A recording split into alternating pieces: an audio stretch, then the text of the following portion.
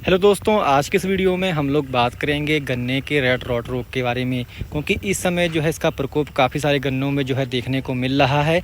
जो गन्ने की पुरानी किस्म थी 0238, उसमें ये खासकर जो रोग है ये काफ़ी जो है इस समय सक्रिय हो चुका है, जिससे देखने को ये मिल रहा कि गन्ने के जो पूरे के पूरे खेत हैं वो सूखना जो है स्टार्ट हो चुके हैं।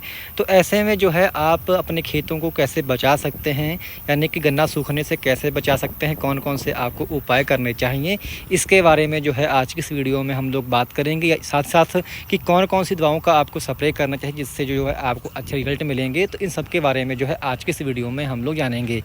गन्ने का रेड रॉट, जिसको कि गन्ने का कैंसर बोला जाता है, जिसका यदि आपके गन्ने में प्रकोप हो जाता है और आप ध्यान नहीं देते हैं और इसके पौधे यदि आपके गन्ने में 20% से अधिक हो जाते हैं, तो इसमें आप कोई भी यदि स्प्रे लगा लेते हैं या कोई भी आप कुछ भी करते हैं, तब भी जो है आप इस रोग को जो है अपने खेत से जो है नहीं हटा सकते। यानी ये कहें कि आपका खेत जो है वो पूरा बर्बाद हो जाएगा यदि आप समय रहते उसमें अच्छे जो है कदम नहीं उठाएंगे। तो आपको करना क्या है, सबसे पहले अपने खेत की जो है डेली आपको देखभाल करनी है। आपको रोज़ जाना है कि कहीं उसमें का जो है कोई पौधा सूख तो नहीं रहा। यदि आपको कोई पौधा उसमें सूखता नज़र आ रहा है या उसके पत्ते पीले पड़ते आपको नज़र आ रहे हैं, तो आपका सबसे पहले आपको देखना है कि उसका कारण क्या है।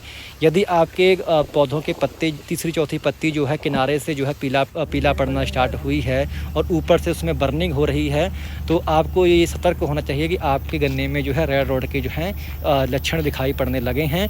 और उसमें होता क्या है कि आपका जो है ऊपर से गन्ना जो है सूखना स्टार्ट इसमें होता है, जिससे आपका जो पूरा अगोला होता है वो सूखता है। उसके बाद में पूरा जो क्लम्प होता है प्रभावित, वो पूरा सूख जाता है। इसमें आपको करना क्या है कि सबसे पहले आपको ऐसे पौधों को जो है पहचान करके ऐसे पौधों को अपने खेत से जो है आपको उखाड़ कर बाहर करना है। यदि आपके खेत में थोड़ा बहुत आपको दिखाई पड़ रहा है, तो आपको जो है अपने खेत से जितने भी आप पौधे ऐसे आपको दिखाई पड़ रहे हैं सूखे हुए या उसके लक्षण से ग्रसित पौधे हैं आपके, तो आपको जो है ऐसे पूरे पौधे को, पूरा क्लम्प को वहाँ से उखाड़ कर फेंकना। यानी ये नहीं करना कि खाली आप उसमें एक गन्ना जो है उसको हटा दें, पूरा क्लम्प ऐसे ही रहने दें। यदि आपका उसमें एक गन्ना इफेक्टेड है, बाकी क्लम्प ठीक है, फिर भी जो है आपको पूरे क्लम्प को यानी कि पूरे ठूंठ को जो है वहाँ से उखाड़ कर जो है खेत से बाहर कहीं दूर आपको डाल देना है।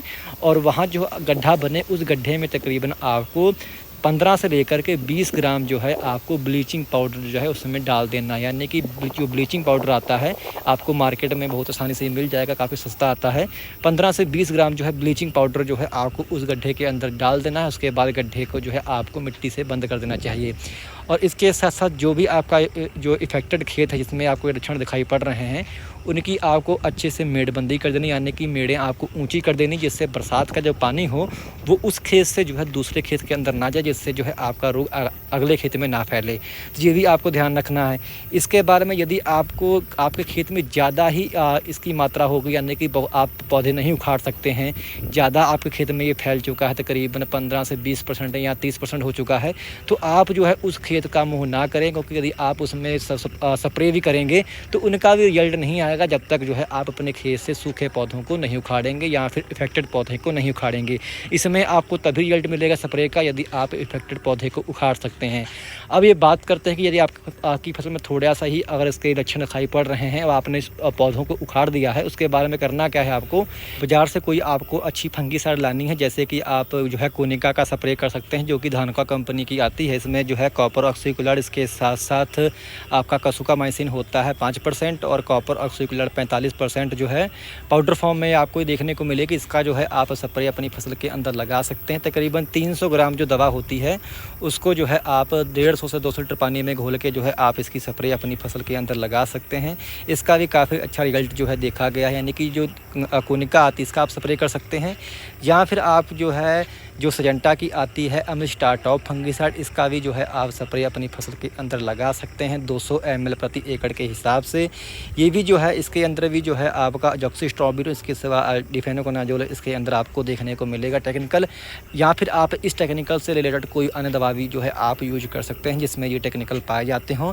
इनका रिजल्ट काफ़ी अच्छा जो है इस समय आ रहा है, परंतु ये रिजल्ट तभी आपको ला कर देंगे जब आप जो है इफेक्टेड पौधों को अपने खेत से बाहर कर देंगे। पेड़ उखाड़ने के बाद जो है आपको इसका स्प्रे अपनी फसल के अंदर लगाना है। इससे जो है आप अपने जो है खेत को बचा सकते हैं। यानी कि यदि शुरुआती लक्षण हैं तभी जो है स्प्रे काम करेंगे। यदि आपके खेत में ज़्यादा या संक्रमण हो चुका है तो आप उस खेत का मुँह ना करें। उसमें आप चाहे जो भी महंगी से महंगी दवा डाल लें, किसी का रिजल्ट नहीं आएगा। आप खाली जो है बिल आप महंगा बनाते जाएंगे, परंतु आपको जो है रिजल्ट हैं वो किसी भी प्रकार की दवा से नहीं देखने को मिलेंगे यदि आपके खेत में ज़्यादा संक्रमण हो चुका है।